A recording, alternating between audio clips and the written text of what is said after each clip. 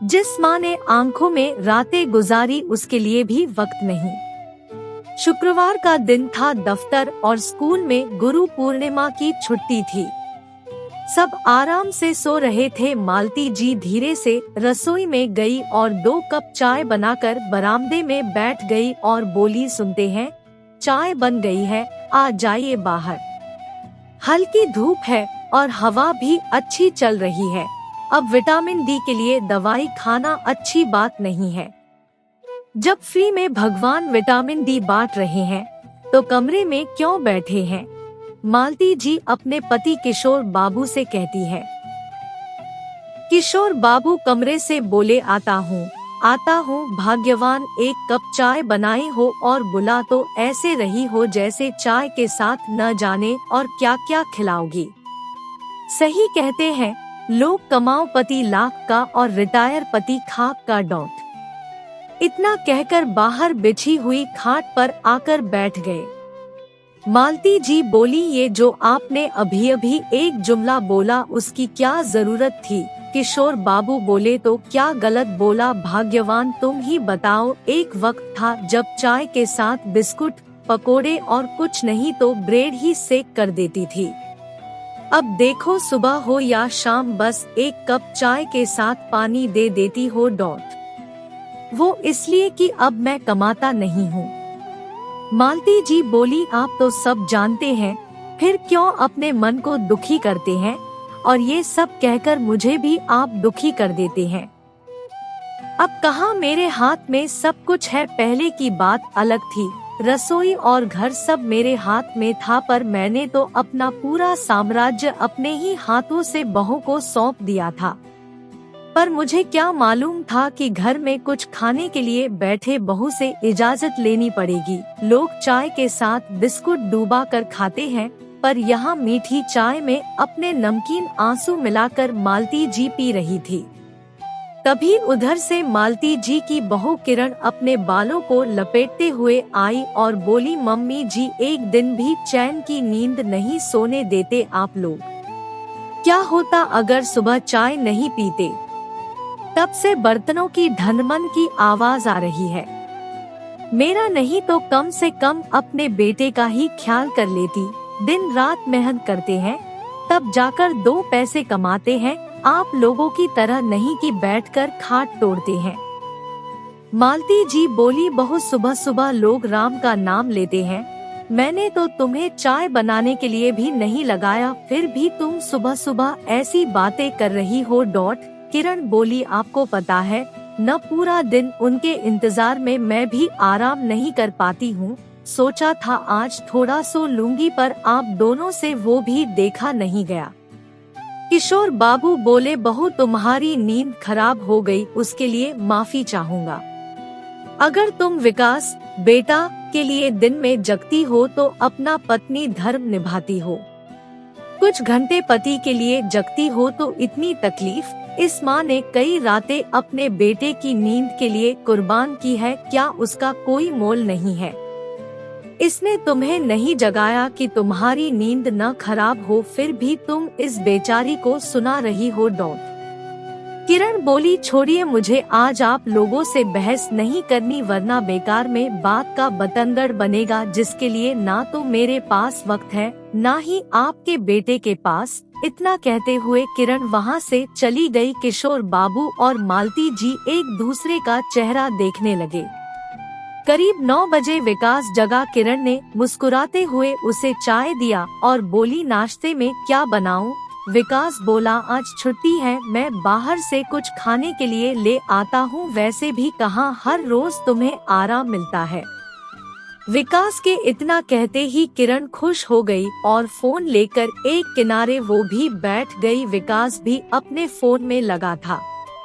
तभी मालती जी आई और बोली, बेटा विकास, मेरी एक बात सुनो। विकास फोन में इतना लीन था कि मालती जी के 2 से 3 बार कहने पर भी नहीं सुना। किशोर बाबू अपनी कड़क आवाज में बोले, विकास, तुम्हारी माँ तुमसे कुछ कह रही है। विकास ने मुड़कर पीछे देखा और बोला, बाबूजी, अगर मैं नहीं सुन रहा हूँ इसका मतलब है कुछ जरूरी काम कर रहा हूँ। आप लोगों की फालतू बातों के लिए मेरे पास वक्त नहीं है। किशोर बाबू बोले, बेटा एक तो वैसे भी तुम्हारे पास हमारे लिए वक्त नहीं होता, आज छुट्टी का दिन है, तब भी क्या तुम्हारे पास हमारे लिए वक्त नहीं है। किरण भी गुस्से भरी नजरों से मालती जी की ओर देखी तो मालती जी किशोर बाबू के कंधे पर हाथ रख कर बोली, जाने दीजिए, हो सकता है जरूरी काम कर रहा होगा।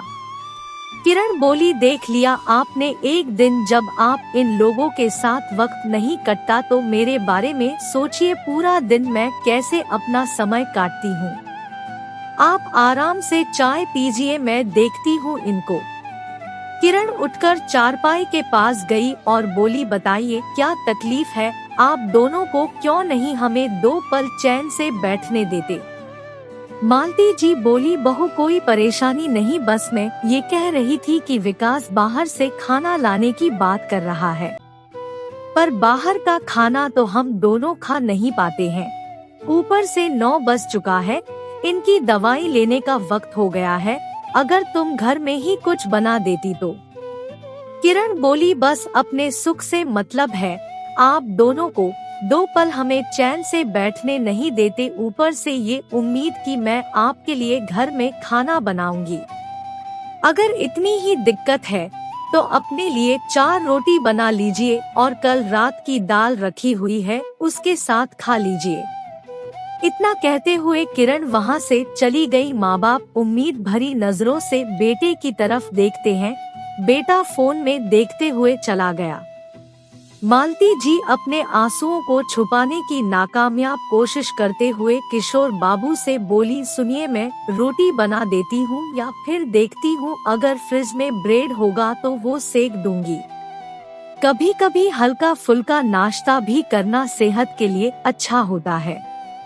किशोर बाबू मुस्कुराते हुए पत्नी को देखते और सोचते, क्या से क्या हो गई जिंदगी बच्चों के मुंह में।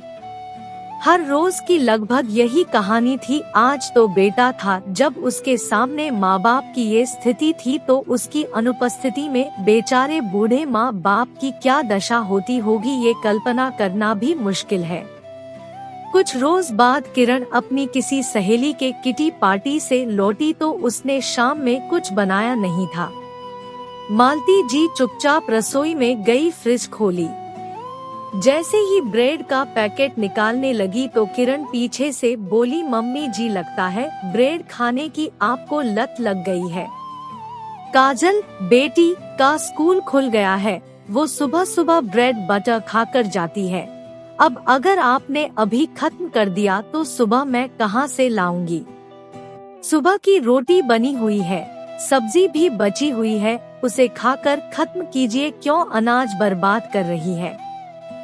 बेचारी मालती जी चुपचाप सुबह का खाना गरम की और किशोर बाबू के पास ले गई। किशोर बाबू चुपचाप खा लिए पर उनकी आंखें भर आई। मालती जी ने देखा और बोली, सुनो जी, अब बर्दाश्त नहीं होता।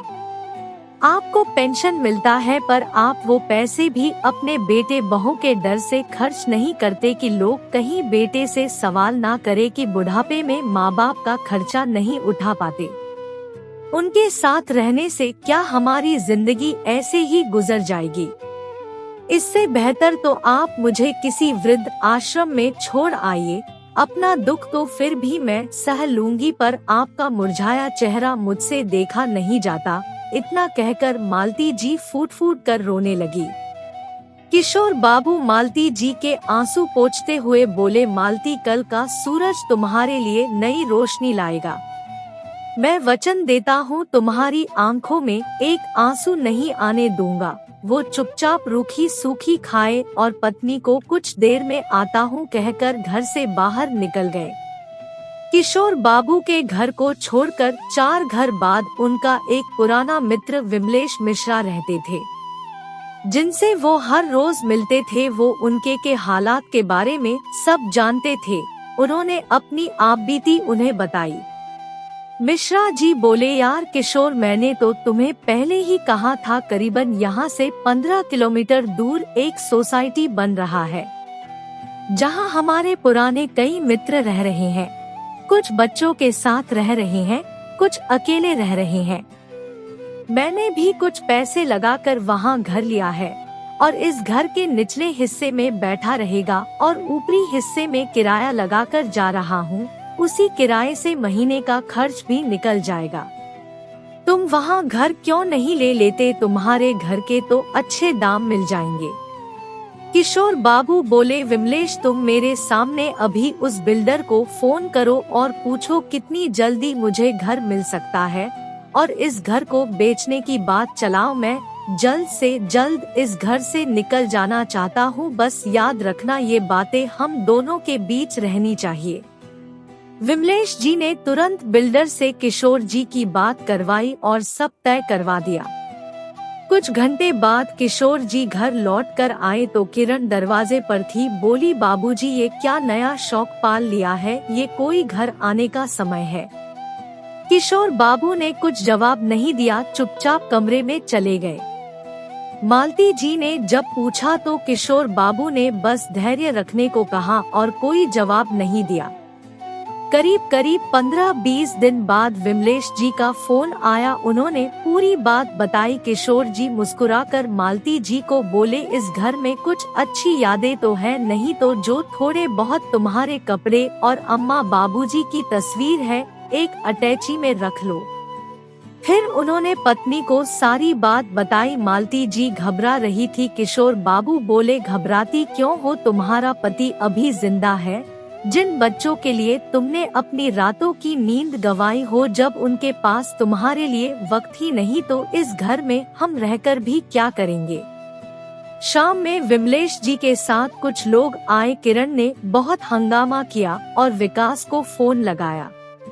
उन लोगों ने पूरा घर देखा। मालती जी और किशोर बाबू ने कागज पर दस्तखत कर दिए। उतनी ही देर में विकास लौट कर आया। जब तक विकास को सारी बात पता चली, किशोर बाबू ने अपना काम कर दिया। बिल्डर ने बताया, फिलहाल एक घर तैयार है, आप कुछ दिनों के लिए उसमें शिफ्ट हो जाइए। करीब 1 महीने बाद आपका फ्लैट भी तैयार हो जाएगा। हम आपको उसमें शिफ्ट करवा देंगे, कोई परेशानी नहीं होगी। विकास ने पूछा, बाबूजी ये सब क्या चल रहा है? क्या कोई मुझे कुछ बताएगा? किशोर बाबू बोले, तुम्हारे पास हमारे लिए वक्त कहाँ है? अब तुम कहते हो तो बता देता हूँ। ये घर मैंने बेच दिया और अपने लिए एक नया घर भी खरीद लिया। आज के आज हम उस घर में शिफ्ट हो रहे हैं।